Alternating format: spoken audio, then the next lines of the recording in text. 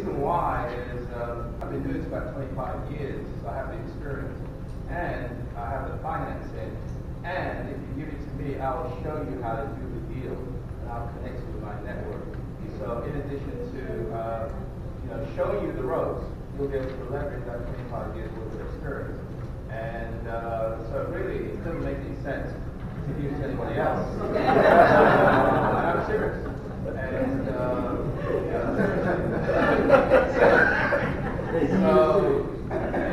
some of you went to the house I did last month with Andre. It's a $1.4 million deal. And I'm showing people how to do that and connecting people. So this is some serious stuff here.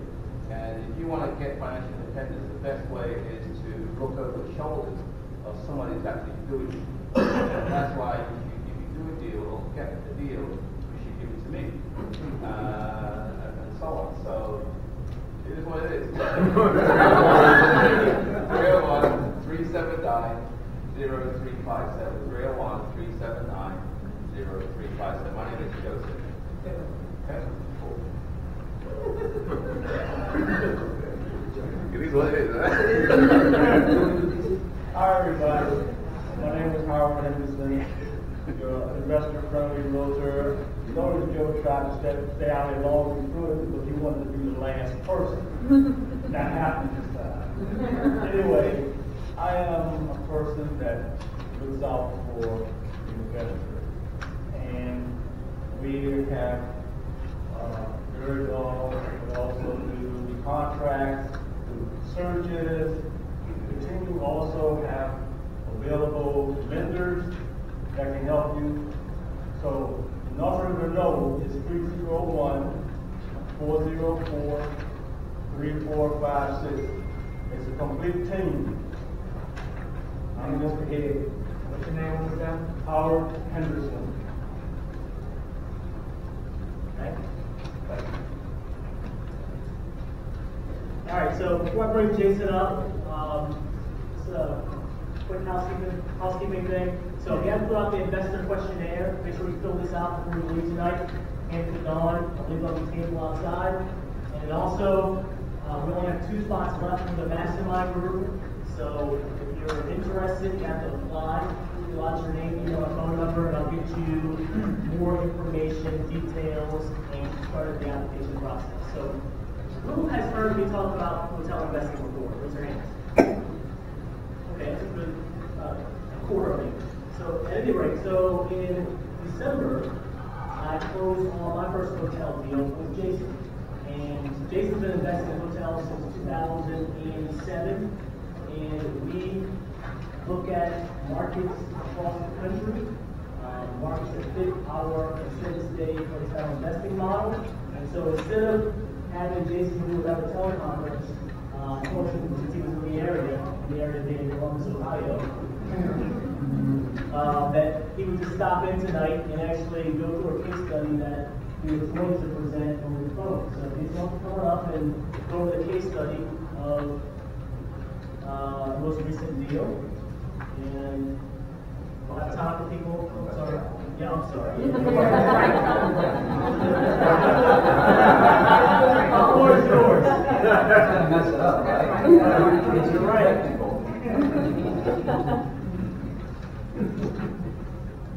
All right, let's see if we get this. All right, so how's everybody doing? How many of you guys have heard me over the phone? Do I sound any different than what I do on the phone? No. Same guy, right? Okay. So now, if you have a hotel deal, you should bring it to me. I'm serious.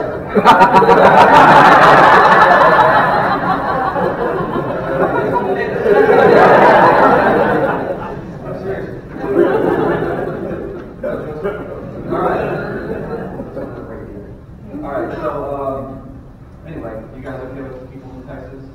Yeah. Is that all right? Not Dallas, man. No. Much better. Awesome. All right. A little weird, but it's cool. All right, so I'm glad that Andre was able to get me up here. I've been wanting to get up there for a while and see you guys in person because every once in a while I've got a deal, but I can't make it up here. So the last few deals We talked about, you know, I guess from an investor standpoint, a passive investor standpoint, right? You know, people who want to invest in the deals that we do. Well, I want to give you guys kind of a highlight of, you know, the stuff that Andre's involved with now, which is I'm involved with. So it's not, he kind of lied. He's actually got 2 hotels now that he's a part of. So he's got Phoenix and he's also got this deal too. Okay. Steve Carmen in the back actually is a part of our hotel that we have in Columbus, Ohio. So we do these hotels all over the country, but we have a specific model that we follow. Okay, really, it's kind of simple. We buy with Southwest Flies. That's one part of the model, right? But there's a lot of other different aspects of the model.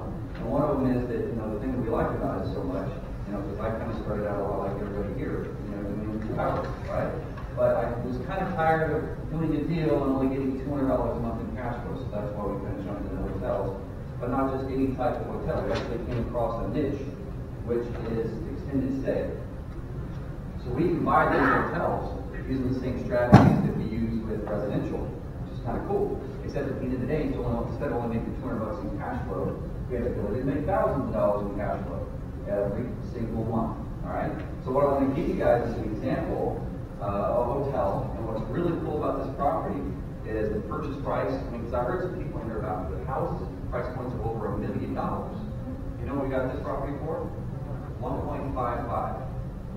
It's 108 units. Wow. So can you imagine having 108 units all under one roof?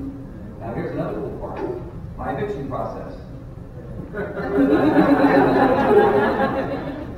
It's real simple. If you don't pay, you don't stay. That's the eviction process. And we can actually escort people out in 15 minutes. We don't give them time and mess up our rooms. You know, so they're out. So we've had to get rid of some riffraff when we took over this property. And a lot of these properties that we do, especially with this one, as you can tell, it actually has no sign whatsoever. So we find these distressed properties just like this, either they're not marketed or there's really horrible management, maybe a combination of both. And so we get them at a really good price point. So this was 108 units. We got it for 1.55. We got it on a lease with the option to purchase, which is kind of cool, right? We did that with houses. That's actually how I started. We've got the purchase price. The lease payment on it is about $12,500 a month. And what was amazing about this deal was, and don't laugh, but you can laugh a little bit, was how bad it was. When we first took over in December, literally there were 25 rooms that were rentable out of 108. You want to know why? TVs. They were out of TVs. Yeah, they were missing TVs. So I asked, when we first took over the property, I asked my manager, I said, well, how long, what do we need to do? We'll do a room inventory right when we take over. Okay, we have to see what we're working with, because we kind of went in blind. We had an idea that it was really mismanaged and distressed, but we didn't know to what extent. So we said, all right, room inventory. How many rooms need what? And that's it. We figured that we had at least 75 rooms that were rentable. The only thing that we were missing were TVs. So in the first month, now what we do is we back ourselves into these deals, right? And this property, the break-even point with the electricity, the water, the gas, the phone, the cable, the payroll, and even that $12,500 payment we make for the seller, break-even was about $45,000. Okay, meaning we had to make $45,000 just to break even. Kind of sounds like a lot, right? So the first month we were in, and we knew what we were getting into. The first month, what did we do? 2 really simple things. We bought 50 TVs, and we put up banners. And you can't really see, but this little red dot is an open sign. Because it has no sign whatsoever. So we wanted to make sure that people saw we were open. So we put banners all around. I mean, we put banners here, and even on the backside and on the corner. So we did that, and 1 month, we went from our first month, it was only $22,000 in revenue. Okay? However, we told the seller we weren't going to make a payment for at least a month or 2. So, you know, it wasn't that bad. But our very second month, in February, take a guess what we made. In 1 month, we went up to $58,000. So that $58,000 coming in, minus the $45,000 going out, is how much in positive cash flow. Yeah, 13 right now. That is still without our signage. That is still without our renovation. That is meaning we do all new floors. Let's see. So we're going to do all new floors. We're painting the inside, we're painting the outside. And we're going to be doing just, that's it's really a cosmetic rehab, right? So we're probably going to put about $3,000–$4,000 into it, and that's it. And that's all. Now, when we do though, how many of you guys know how hotels are valued? Like a commercial is off of cap rate or NOI, right? So hotels is a little different. Hotels is based off the gross revenue. So with this hotel, we got it for $1.5 million. We're going to put, let's say, $300–$400,000 into it. So let's say we're into it for $2 million, right? Did you know that this hotel, what we're able to do with these hotels is look at the historical to see how much money they actually made in the past, last month, last year, the last 3 years. And back in its heyday, it grossed $1.2 million before everything started going downhill for this owner. So we knew that historically, we just fixed the problem with this hotel, meaning we actually put up a sign, meaning we get back on the internet, right? Meaning that people can make reservations at our hotel. I mean, these simple little things, putting TVs in our room, being able to take credit cards. Yeah, they can even take credit cards. Wow. It was hilarious. I mean, really, and you would be surprised at how many hotels all across the country are just like this one. No sign, no internet presence whatsoever. The only money that comes through the door is people who just, well, there's a hotel, maybe I should stay there. But there's no reservation system, nothing. Okay, so they're totally distressed. We fix these easy problems, and then obviously, you know what we did in month 2? Month 2 was March for us, really. So 22 to 25 January, 58 February, we did almost $70,000 in the month of March. Wow. And that's before we even renovated, with only 75 available rooms out of the 108. So we have a ton of upside with this property, but here's the cool part. Hotels are valued off of the gross revenue. So if this property makes $500,000 in gross revenue, what's it worth? Oh, I'm sorry, there's a multiplier attached to it. That multiplier is right around 3, depending on where you are in the country. So if it makes $500,000 gross, what is this hotel worth? 1.5. So we know, though, historically, it's got the ability to do 1 to 1.2 million. So if we get it up to that type of revenue by just fixing the problems that the old guy had, the owner, then what's it going to be worth then? 3 to 3.6, right? You know what was even better about this deal? We just got a comp on it. The exact same thing, and I'm not kidding, the exact same hotel. It's a red roof nest, stabilized, meaning that it's been fixed up. It actually has a signage. It's actually on the internet. You know what they're selling it for? $4.8 million. So we'll be into this deal for 1.5 plus the renovation. Let's call it $2 million. And if we decided to sell, then maybe we'd have a nice little payday, right? How long does it usually take to stabilize a hotel? Did you guys know? 6 months. It takes about 18 months. Okay? So 4 months to renovate, 5 months to renovate. But then as you renovate, your revenues increase every single month. So the really cool thing about hotels, it's not like you're flipping a house. I used to flip houses too. When did you get paid when you flipped a house? How would you like to get cash flow in the tens of thousands of dollars while you're renovating your hotel? That's why we like this one, because that's what's actually happening right now. Because we're making money while we're renovating and improving the property, increasing the value while we do. Does that make sense? So, as you can see, the first year, because we haven't renovated, we estimate $121,000 in cash flow. That's just based off of what we know it's going to do. We've been spot on with that projection every single month. Okay? And this is also showing a little bit of investor returns. So just ignore all of this right here. This is basically what investors get if they invested passively. But this is the key part right here.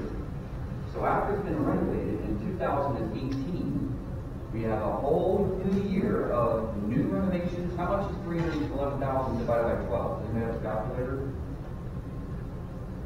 AKA cell phone?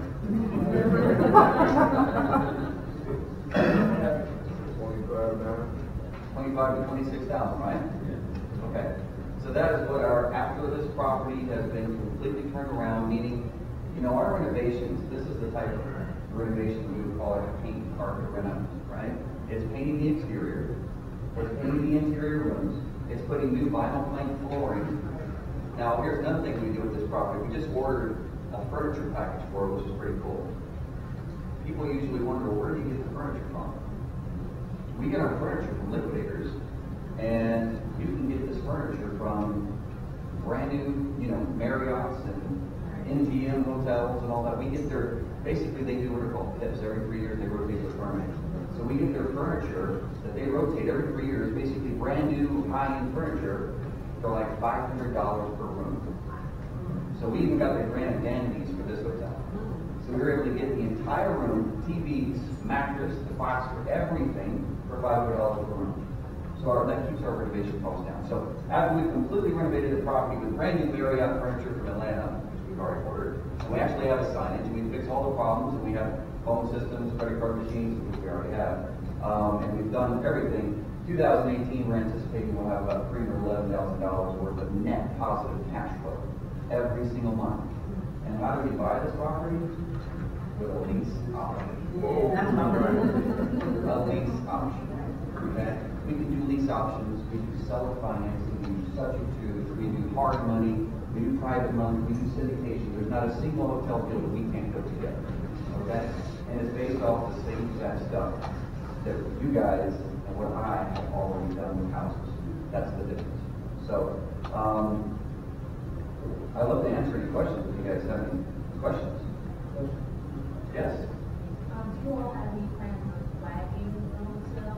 I forgot to mention. Why would you? If you don't, why would you? What I love is that you use the word flag. That means that she has a little bit of experience with this, right? So most of it's franchise. Good job. We actually have our own flag. That's the big difference. It's called Extended Suites. Sorry, I should have said, look at the hat. Yeah, it's Extended Suites. So I'm the founder and CEO of Extended Suites. We're based out of Austin, Texas, and we have several hotels all around the country. By July, we should have about 12. Okay. But yeah, as you can see, this is the hotel. These are some of the exterior photos, and we've got all kinds of renderings. What we do is we like to get signage renderings and then the exterior paint renderings. So let me answer your question. We're going to flag it with our flag. And I don't want to get too educational here because this is really a deals meeting. But the reason we're going to flag it with our own flag, the reason why we created the flag, is because all of those other brands up there, if you did call it a Days Inn or a Econo Lodge, they're going to charge you 10% of the gross revenue. So if you make $100,000 in a single month, which this hotel has the capability of doing, I would have to cut them a check for $10,000. And really, they didn't do anything for me. Our name, Extended Suites, is the only hotel brand name you can actually convert an existing hotel to with our model. So you have Extended Stay America, you've got Studio 6, In-Town Suites, there's Value Place, all these other Extended Stay brands, but they're all corporately owned and they're built from the ground up. We can take an existing hotel that used to be a Red Roof, that used to be a Motel 6 or whatnot, and we can convert it to an extended stay hotel. And when we do, we only charge $19 per room per month. So our fees are completely different than basically penalizing people for making money and taking a percentage of their gross. So depending on how many rooms you have at the hotel, it's a flat rate of $19 per room per month, and that's it. Pretty cool. Yes, ma'am. What you mentioned extended stay in the beginning, so you all are doing this through extended stay? What's that relationship? No, we are Extended Stay. We're not Extended Stay America. Okay. Extended Stay America is a company that, you guys know who owns Extended Stay America? Blackstone. You know who Blackstone is? Everybody knows Blackstone. They own Hilton, right? So, but they're corporately owned. They have about close to 700 locations. So we are Extended Suites, which is a completely different brand, but we're not corporately owned. We're kind of corporately owned, but we're also branding as well and licensing too. The difference is I can take over an Econo Lodge, a Motel 6, and I can convert it versus having to spend $10 to $15 million building from the ground up. We're buying hotels between $1 and $3 million, sometimes the price of people's homes. And all of our hotels have a minimum of 100 units or more. Okay? This is a hotel that we actually have in Columbus that we just did. So you get a chance to see the logo itself, the type of signage that we put up, the whole, everything that we do from the channel letters. And we do a few things with our hotels to stand out, which is what you're going to see with that mobile property. The renderings on the hotel look amazing. So it's going to have the accent lines just like this along the roof line. We put the vinyl planks in. And a lot of people ask us, do you have to put in a cooktop or sink or dishwasher and all that stuff? No. We have experience that we've been working with contractors all over the country for a long time. A lot of them just want a full-size refrigerator and microwave. So to keep the cost down when somebody wants to come and extend suites and have their own hotel, guess what? We don't make them, we don't charge them. We're having them put in $500 to $1 million worth of work like these other brands do.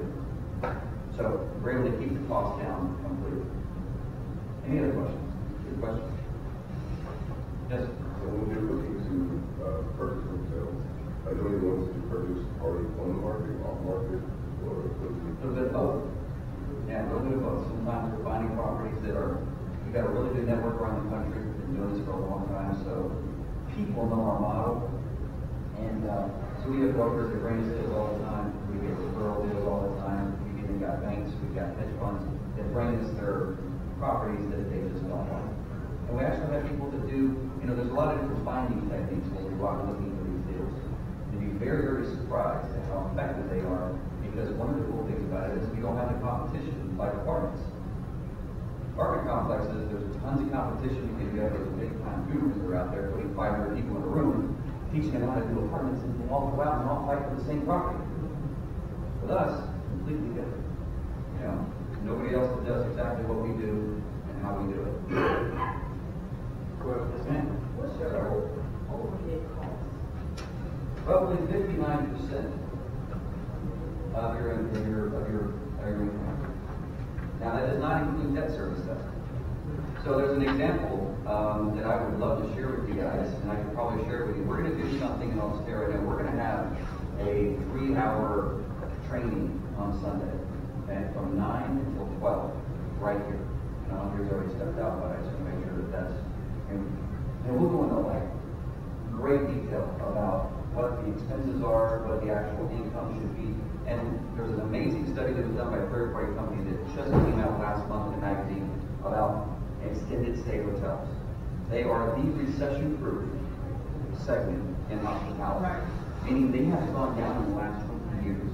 And I know Brooke, when we started in 2007. So I've been in the downturn and I've been through the up. And the extended stay segment has always outperformed all of the other segments. The difference is, like, well, what's the secret of getting in? How do we get started? And that's what we go over on. We're the only. We're the only group, we're the only company that really helps people get into their first hotel. So on Sunday we'll do a training from 9 o'clock. I think registration is 8:30, but our training will be from 9 until 12 o'clock, and we go over basically everything we can in 3 hours to show you guys. It's going to be really good. Last question. Does the property have to be operational? So does it have to be a hotel that's open and functioning? We prefer that, right? We love to walk into just a mismanaged, mismarketed property, but it's already having some kind of revenue come in.